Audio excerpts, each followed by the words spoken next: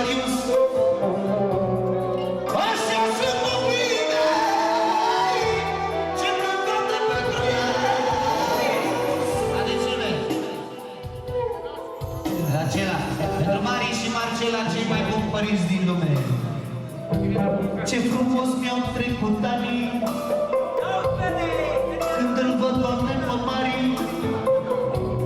așa tată ca la mine. Nu mai vezi, Doamne, la mine. Și Mari îl iubește pe frățiorul lui Petru Cristi. Sângera pe nu se face,